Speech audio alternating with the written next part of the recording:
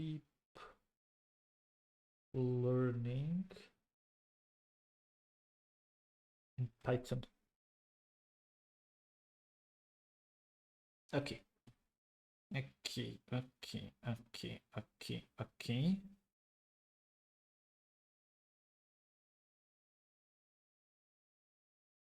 Again, I'm a complete noob. I have no idea about this. So this will be my first introduction to these concepts. Okay. It says here, oh, I can turn this off. I don't need this anymore, right? And I can move this to the center and increase its size. Like this.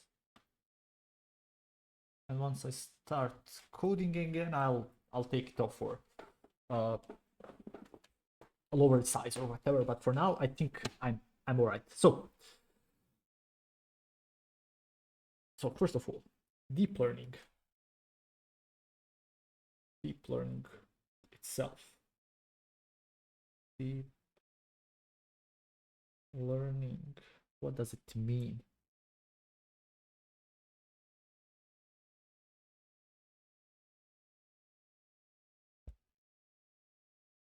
So we have deep learning, we have deep neural networks. We need to train them. How is all of this interconnected? I have no idea. So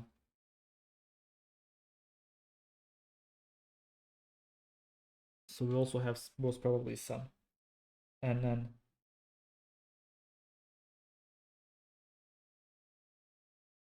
architectures. Also natural language processing. Yeah, I'm just writing down the concepts that I have no idea what they mean or what they do. Yeah. Okay, well, sorry, one thing before I continue. I just realized something, and one thing before I continue is the following. I already did this. Thank you. But I want to do something else, and this something else is to do remove the navigation bar. Remove the navigation bar from the shared screen. Is this even doable? This is even doable. Do I have...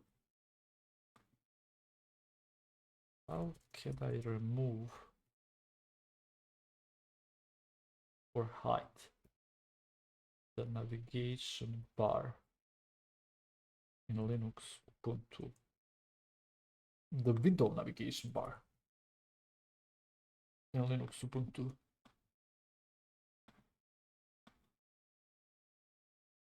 In Ubuntu, there are a few ways to hide or remove the window title bar, navigation bar. Is this it? I think it is. Window title bar.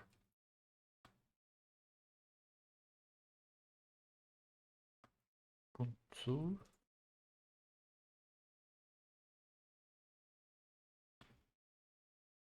Yeah, this is the one. Or is it? For specific applications or globally. Okay, so I have GNOME tweaks. Go to window title bars. I have GNOME tweaks, I think. GNOME tweaks. It's here. So go to Windows title bars. Title bar buttons. Where are you?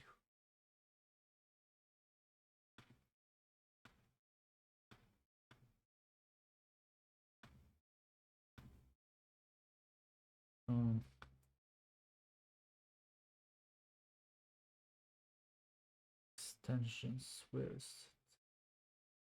Or use the extensions tab. Where is the extensions tab here?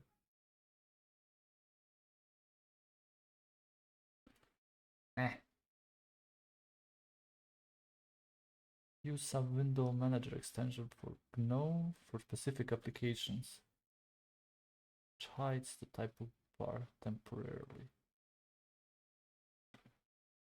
So wait, F11. If I do this, and if I press F11, no, it doesn't work. It doesn't work, my man. It doesn't work like this. So my best idea to do this is probably using the tweak tools, but oh shit, I hit my elbow. GNOME tweaks, go to it.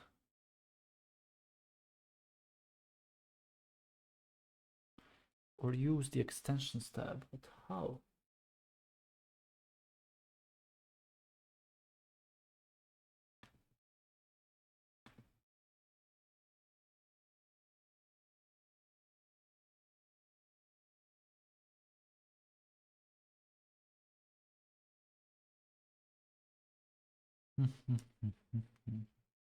Okay, with GNOME tweaks, how to temporary hide the window title bar on Ubuntu Windows. Let's see if Google. How to remove the title bar? Yes, this is what I want. I have one Ubuntu 2004 GNOME desktop and I want it to be fully black and ideal. As reference, I have thank you. Okay. Unite. Unite.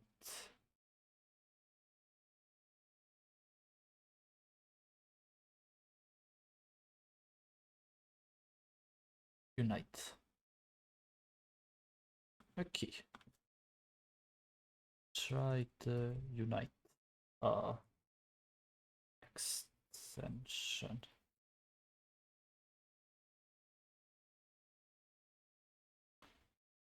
All right. Sorry for the for the discretion here. Let's continue. Let's continue. Can I open this guy again? Yeah, I can. But he's not centered anymore.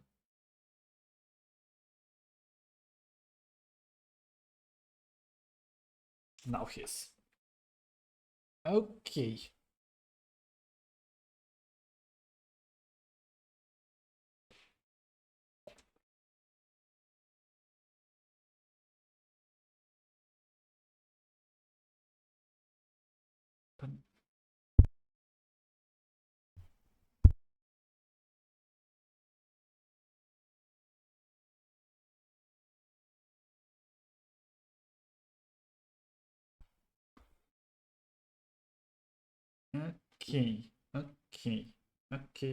Okay. So these are some of the concepts of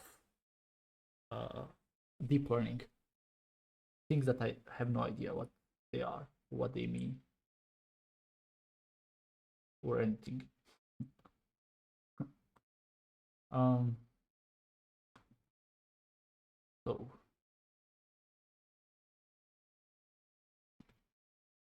we also have GANs, which are generative adversarial networks, or a GAN. No idea what this means. So it says here,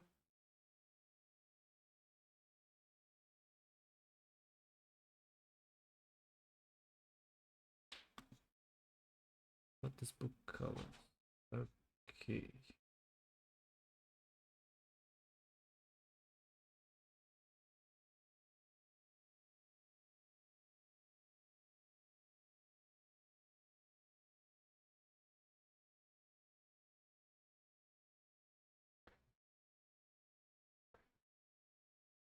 Okay.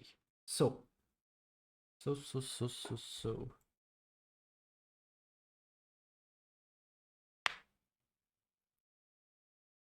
Let's start.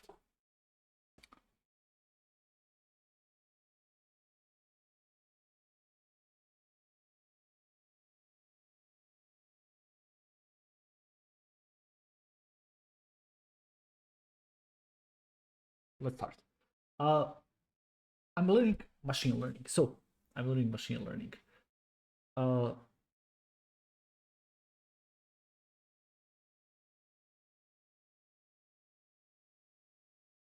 So on one side, we have concepts such as ML, and on the other side, we also have concepts such as AI, and we also have concepts such as big data. And both of these are not the same to machine learning. By the way, if someone is watching this, keep in mind I'm also just starting learning about deep learning, so I'm as clueless as anyone. I might have some more experience considering that I have been working as a developer for the last 7-8 years, but these concepts will be as foreign to me as anything. So yeah, this was just a note before I start, in case someone thinks I'm an expert or something, which I'm not, but I might become one. Haha. Let me just do this so this fits better.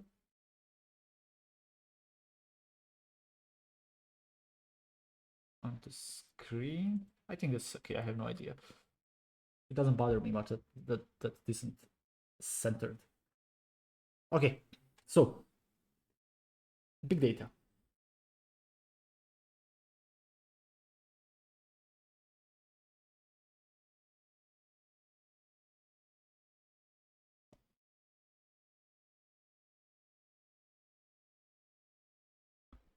Big data is a term used to describe huge datasets that are created as the result of large increases in data that's gathered and stored. Okay, so I assume this is just data that's collected either from the social networks that we are all part of, internet forums, cameras, maybe even data that your doctor collects. You know, who knows? Who knows if they are selling these information to anyone? So it says here, it's estimated that Google alone processes over 20 petabytes of information per day. 20 petabytes. How big is 20 petabytes, man? 20 petabytes. Petabytes. A petabyte. 2050.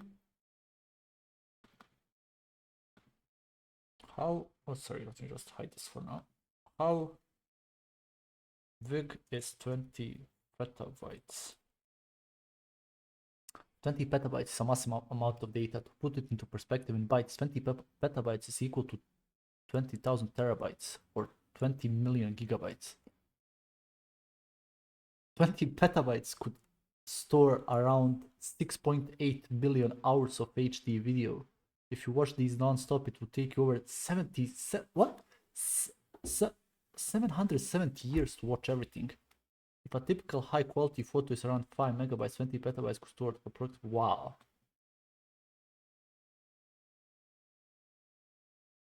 Wow. And this is the amount of data that Google goes through in a day. It processes it in a day. Wow. IBM estimated that every day 2.5 quintillion bytes of data is created, and that 90% of all the data in the world has been created in the last 2 years. Okay. It's a huge amount of data. So what are we using? We are using ML techniques in order to make sense of the data of those very large data sets. So ML is the tool used for large scale data processing. So it manipulates and analyzes complex data sets that have huge amount of data, of variables and features. And they work best when they are performed on large data sets. Okay. And machine learning can also be predictive in a sense. And they could be adapted successfully to artificial intelligence systems. Machine learning can be thought of as the brain of AI systems. And AI is a system that can interact with its environment. Okay. It seems like a fairly simple definition. What is AI in simple terms? I'm basically asking an AI what an AI is. I'm asking him to define itself. It's a technology that enables machines to perform tasks that usually require human intelligence. These tasks include things like understanding language. Blah, blah, blah, blah. AI is like giving a computer the ability to think and learn. I like how this is, how ChatGPT has put this in quotes, as he thinks he can lie to me. Oh, sorry. The whole time I'm, yeah. ChatGPT, you old fox, you. Okay.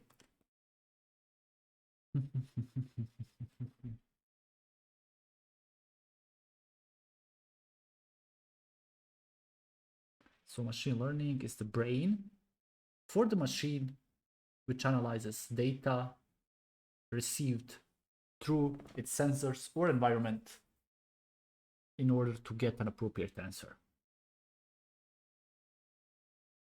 Okay. So we have Siri, which is an example of it. Siri hears the command and outputs an answer. We also now have ChatGPT, which gets data and it outputs data back to us. Okay. Now, let's divide this. So we can divide machine learning techniques. We can divide them into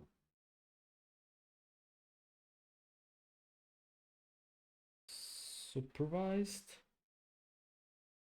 into unsupervised,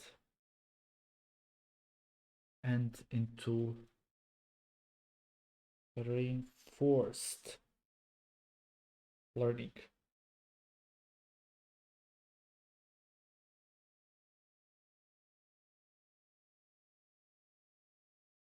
Okay. Now, what's supervised learning?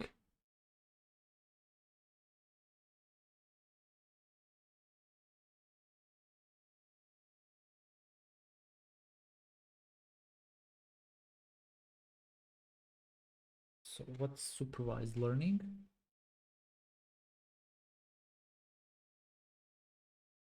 Okay. They use actually already labeled data. So they can classify similar but unlabeled data into labeled data. And I mean, a simple example of this is the spam functionality in your email clients, in which if a user receives a lot of junk emails, a supervised machine learning will analyze these junk emails and then use them as training data, and it can classify all of your emails like spam or not spam, and for each sample the machine will try to predict whether the email is a spam or not.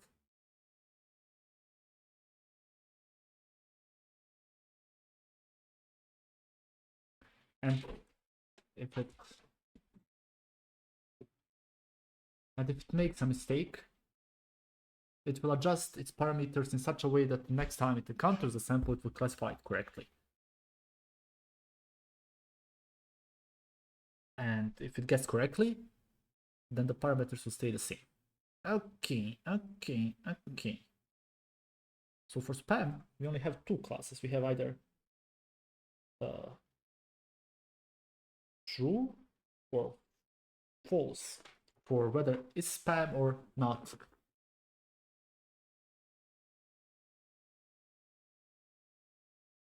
We could also train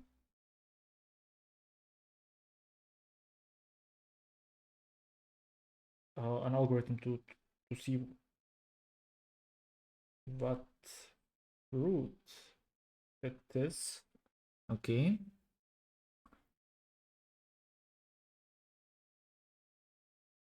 Or something similar. Basically, we have labeled data, we know what something is, and then we input new data, and and the learning algorithm should analyze this data and label it correctly according to the labels we already have. Okay.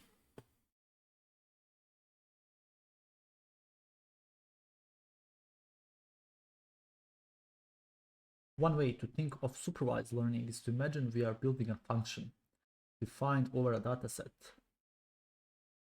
which comprises information organized by features. In the case of female classification, the features can be specific. I'm reading this from a book. The features can be specific words that may appear more frequently than others in spy emails.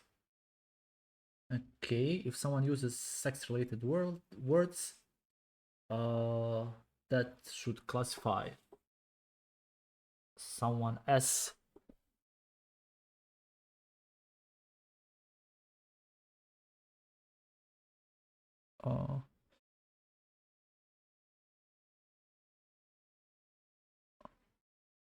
sorry, I just read the comment from Jose Espinoza. Where does data science get into mix? I have no idea. That's why I'm learning this shit. Okay. Each email will then have an associated set of features, and each feature will have a value. In this case, how many times a specific word is present in the email body. The machine learning algorithm will then seek to map those values to discrete range that represent a set of classes or a real value. I have no idea what this means. I have no idea that the authors have nicely provided us with a function, but me being a smooth brain, I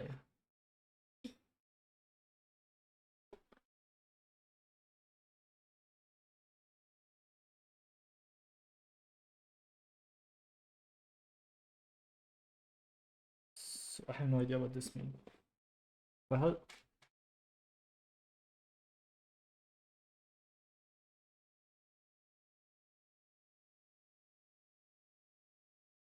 but let me do this. Let me hide this. I am reading a book on deep learning, and I can understand the sentence above. Can you simplify it? The machine learning algorithm will then seek to map those values to a discrete range that represent a set of classes or a real value in the case of regression. So we have some input data, and we should link this input data to some specific outcomes.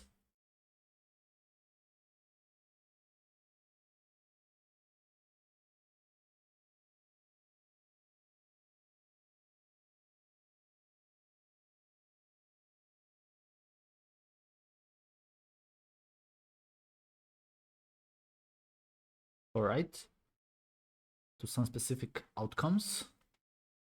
If the task is classification, like sorting emails into spam or not spam, it will match the data to a fixed set of categories. Right? If the task is regression, like predicting house price, it will match the data to a continuous value. Okay. I think think I'm grasping it.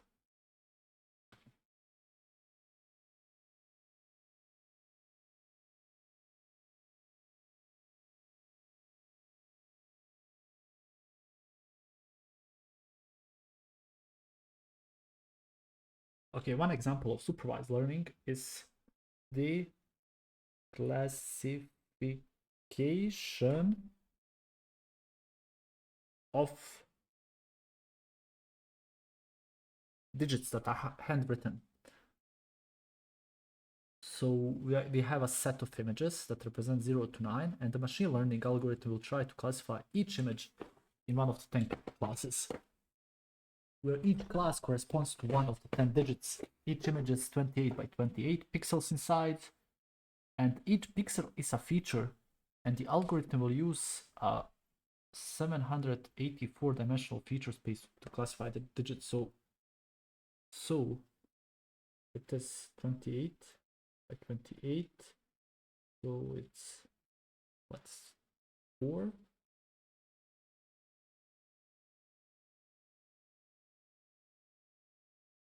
and this is what 16, and the 6 22, and here I have, why am I doing this? Here I have 6, and this 4, and this 5, 4 7 4 8 7. So we'll have 784 pixels in size, and if each pixel is one feature, then the algorithm will use a 784 dimensional feature space to classify the digits. Wow.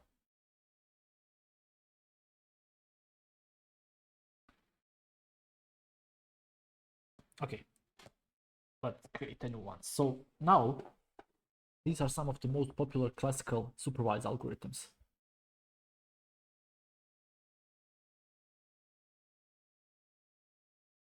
So what do we have? We have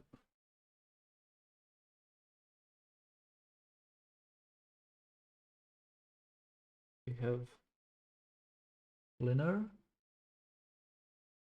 and logistic regression. And I think the focus is on the word regression, because regression algorithms are a type of supervised algorithm that uses features of the input data to predict a value, such as the cost of a house, if we have other certain features such as size, age, number of bathrooms, number of floors, and location. Okay, I think I remember this from university. Basically, we get, and I think we even worked on something similar. I think we got like a homework to do that was doing something similar to this, to regression algorithms. We get some data, and we have some regression features, and then based on these features we try to analyze and find the value based on these parameters. So in a linear regression algorithm, the goal is to minimize a cost function. Okay, we have something called a cost function. What's this? No idea. By finding appropriate parameters for the function over the input data that best approximates the target values. Okay, so this is an error function. Error function. The cost function basically says how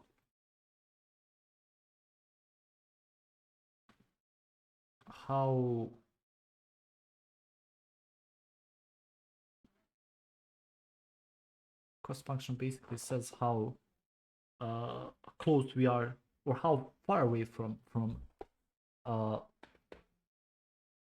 we are from getting the correct result. A popular cost function is the mean square error. So mean square error. Okay, I don't like theory, so we're just gonna try to do this as fast as possible so I can start coding. Where we take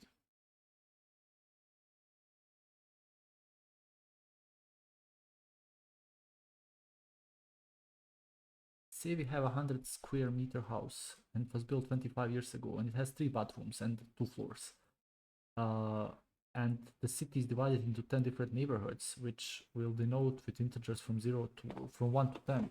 And say this house is located in the area denoted by 7. And we can create parameters for this house by writing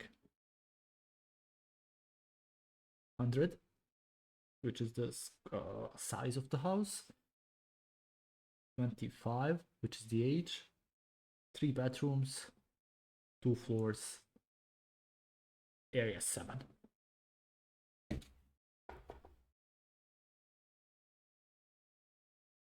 And this house has a certain price. This. And we want to create a function that will, based on these parameters, find the final solution of f of x, which is 100,000 euros.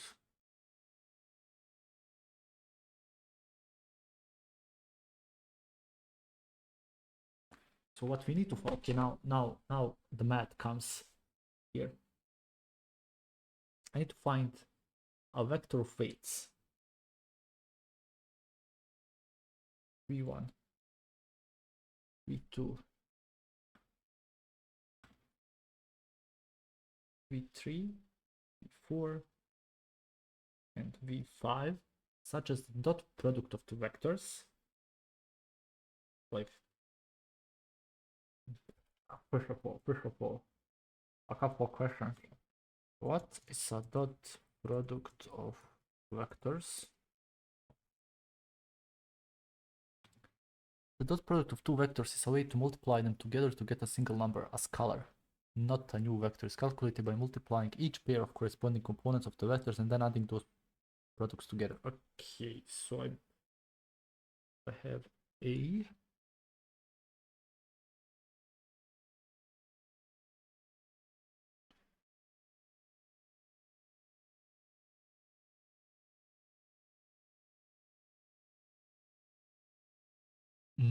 So I have two vectors A and B in 3D space. I have this is the way they are represented as, and the dot product is calculated as this, and the dot product even has a summation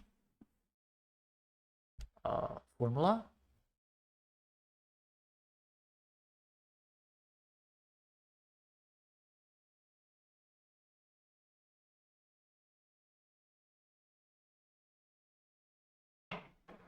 Okay, the dot product is useful because it tells us if two vectors are perpendicular. If the dot product is 0, it's related to the angle between vectors. How would a dot product tell us if two vectors are perpendicular? Like, I love math, but at one point I just came to the point in which I couldn't understand the explanations and proofs, so I dropped it. But I would like really to understand how it works, and the dot product can tell us if two vectors are perpendicular at a 19 angle to each other because of how the dot product. Okay. When we compute the dot product of two vectors, A and B, the result is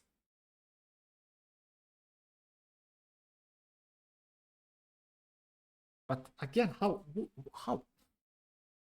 A and B are the length of the vectors, and this is the angle between the vectors. If A and B are perpendicular, then this is 90. Yeah, the cosinus of 90 is 0.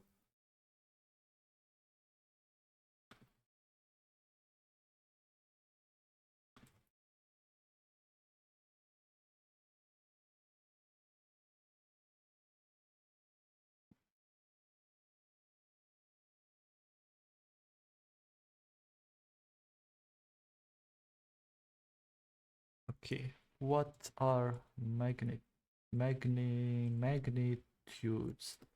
I'm a smooth brain, yeah. I already said this. The magnitude of a vector is essentially its length or size. For a vector, it tells you how long or strong that vector is without considering its size. So first of all, I have no idea how to think about vectors. Like, what is a vector? How in my mind's eye, where I model shit that I'm learning based on other shit that I already know before. How can I model a vector? You know what a vector is. The magnitude of a vector is essentially its length or size. For a vector, it tells you how long or strong that vector is without considering its direction. If you have a vector A with these components in 3D space, the magnitude or length A is calculated as this. For a vector in n-dimensional space, but how? Give me an example of a vector and calculate its magnitude. Also, how can I think of vectors in my mind to make it easier for me to understand and remember them?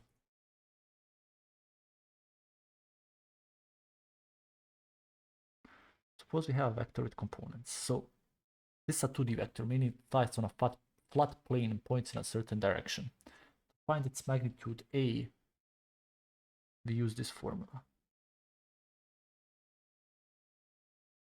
So what is this? Are these just points in space? So this vector is just a point, or I represent both the direction. From the origin. Okay. Bam. I'm an idiot.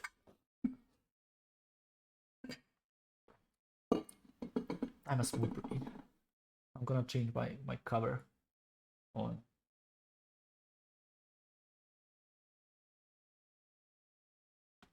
I'm gonna change my cover.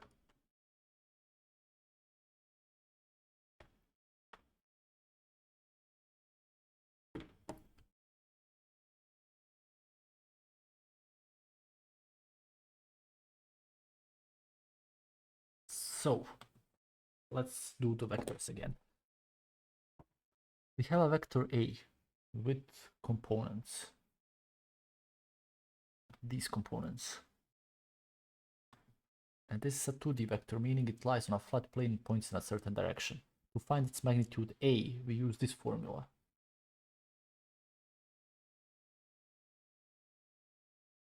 So we plug in values, and I get 5. So the magnitude of a vector is 5.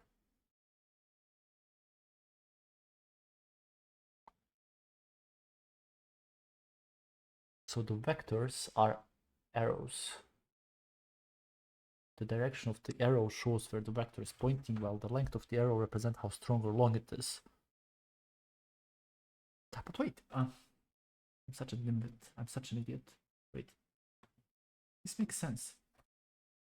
Because if this is the space, the flat space, x and epsilon, and if I have 0, 1, 2, 3, 0, 1, 2, 3, 4,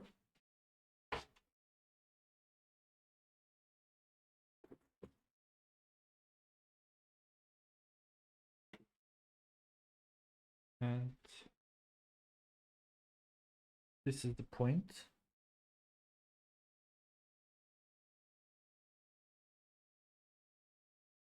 This is the point, so I have 3 here and 4 here. It's basically Pythagoras theorem, right? This is just the, how do you call it? It's the hypotenusis? How to say it? Pythagoras theorem.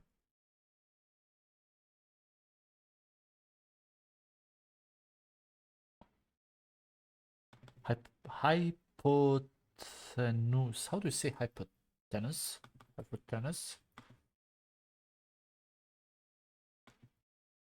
How do you pronounce it? Hypotenuse. Hypotenuse. Okay, so it's just the hypotenuse, right? Examples, if you're thinking of forces, so this is also a force. Oops. If you think of vectors as moving from point A to point B, the direction shows you the path to take, and the magnitude tells you how far or strong the movement is.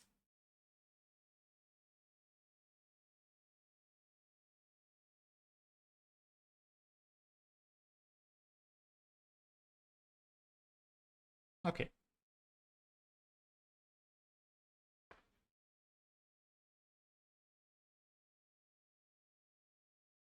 Let's continue. So where did I stop? Yeah.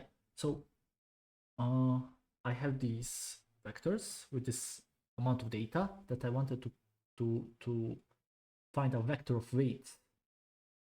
And if I had 1,000 houses, we could repeat the same process for every house. And ideally, we would like to find a single vector that can predict the correct value that's close enough for every house. The most common way to train a linear regression model can be seen in the following pseudocode block. So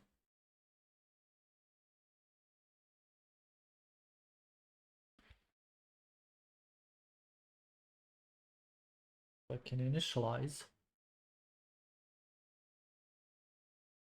the vector v randomly,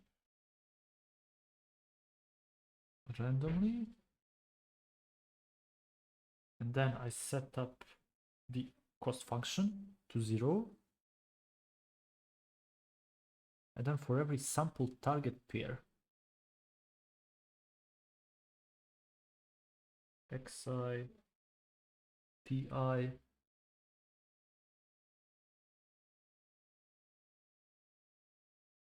I have no idea. Again,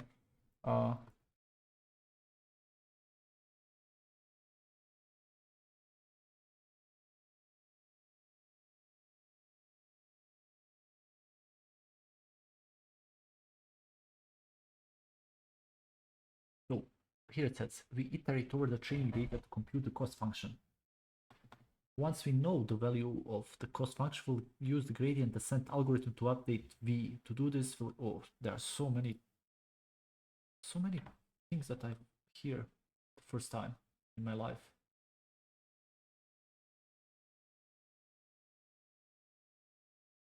So let's start this. The pseudocode outlines the steps to train a linear regression model using gradient descent. It's the gradient descent using the. Let's break it down step by step.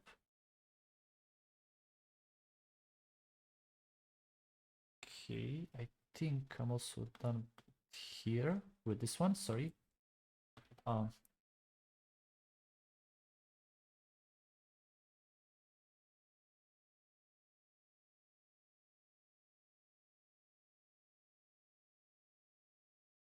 Oops, sorry.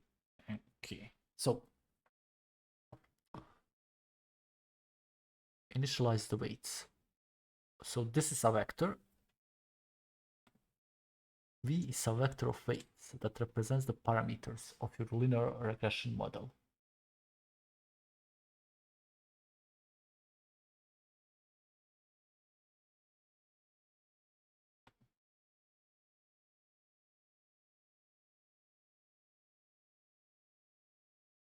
V is a vector of weights. So these are the parameters of your linear regression model. Start by setting V to random values. These weights will be adjusted during training to minimize the error. Okay. Vector of weights.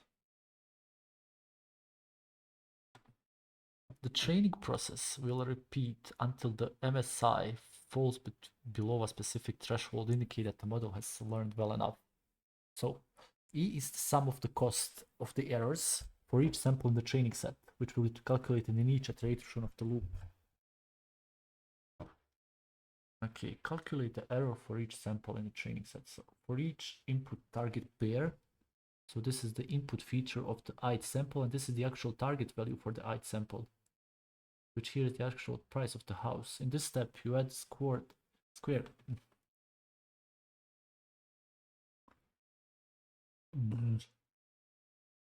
Okay, first of all, I have a couple of questions here. What?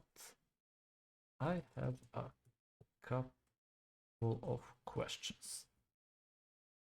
First one, what is a vector of weights? Can you give me an example? Why do we set it to random values? The second question, the training will repeat until the MSA. What is the MSA? Okay, I understood that the cost function is 0, so it's the error that is the value that represents how close are we to the correct value. So I think I understand this. What do you mean by the input feature and the actual target value? Can you give me another example? In this step, you add the squared error or cost between the predicted value and the actual target TI to E.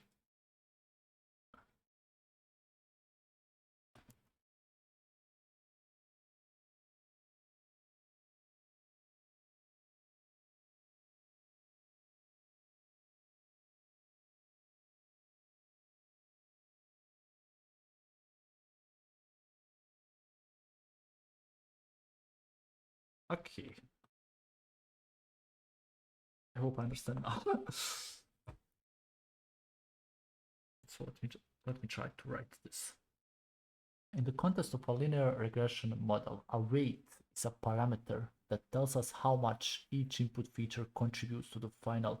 Okay. I think I understand this. I think I understand now. So basically, the weight, I remember now from my university, the weight is a value that tells us how much a certain feature is important to the final evaluation. For example, what is important if we are selling a house is if it's in a good neighborhood. Probably this weight of a good neighborhood will be the most important one, or one of the most important. And another one is, for example, the number of rooms. Because houses that have more rooms are, of course, more expensive than the ones with less rooms. So, and some not so important weight is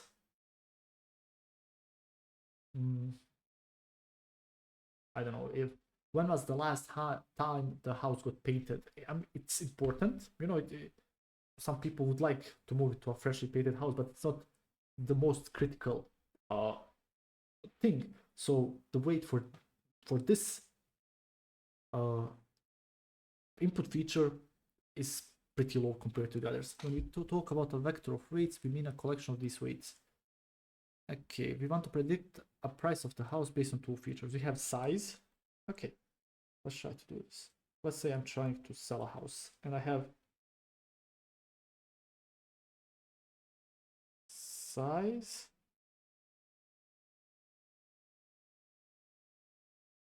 and the bedroom number. And we can represent our house like this. Size, bedroom number. So what we have is X. Let's say the size is 1500 and the bedroom number is 3.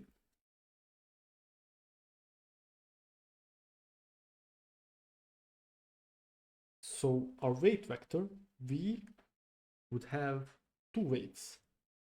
It would have the V for the size and the V for the bedrooms. And with these weights, they are gonna tell us how much the size and number of bedrooms influence the price of the house.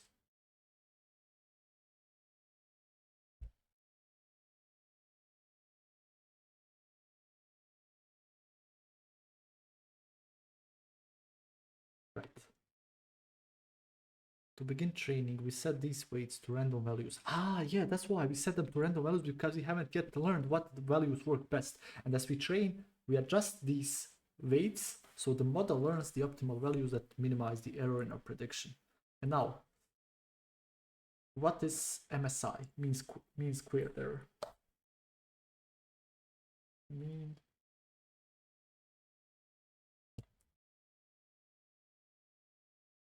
squared error. So what's this?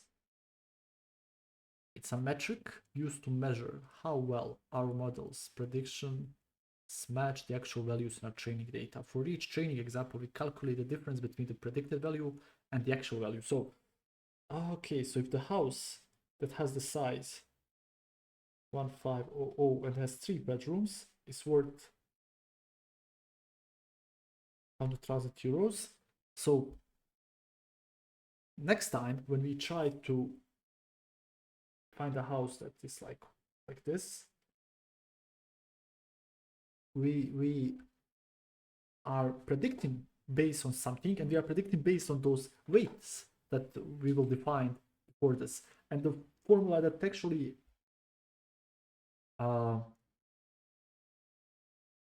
is the formula that is the best metric to measure how well our model's prediction match the actual values is this MSI. So how does it work? So it's MSI. It's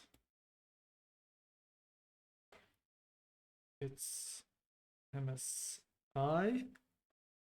It's 1/n. I starts from 1, goes to the n. Prediction I minus actual I squared. So why?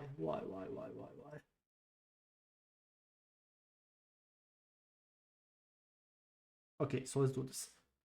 So we have this guy again, 1500 and 3, and our weight vector is 210,000.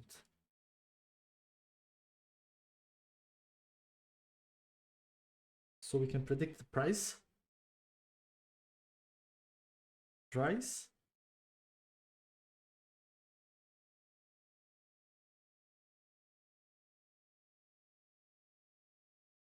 by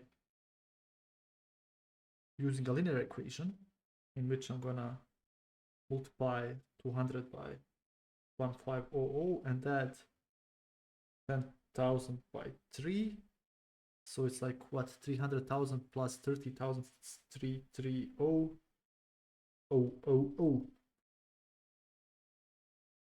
So let's say the actual price is 300,000.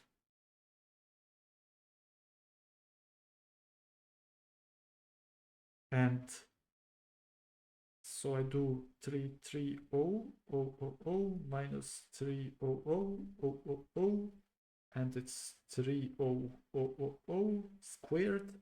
This should be squared. And then I have what, 9 million? How many zeros do I have here? 1, 2, 3, 4.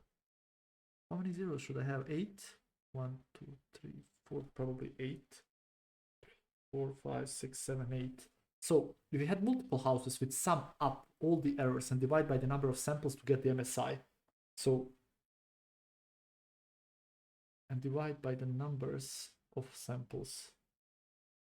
But wait, this is 9 million. What? How big is this number?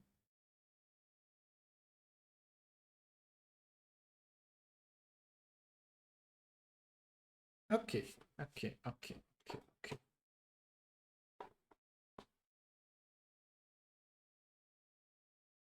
You know what? I'm really sorry. I'm gonna stop here.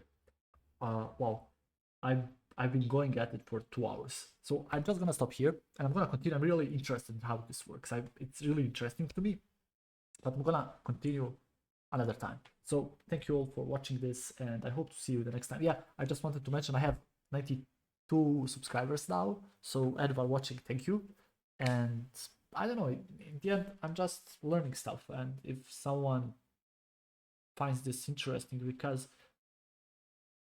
I don't know, I see a lot of experts here and a lot of people that just do things, and I felt, compared to those people at least, quite um, I don't know. I felt like I wasn't good enough, like I wasn't up to some standards. And later I found out that most people have issues learning new things, and most people have trouble, uh, grasping new concepts, even really smart people. And I don't know if this helped. First of all, I don't consider myself smart at all, but if this helps you in any way, because I'm learning and maybe you can learn with me, uh, you know, I that's one of the reasons I'm doing this. So thank you all so much and see you in the next episode. Bye bye.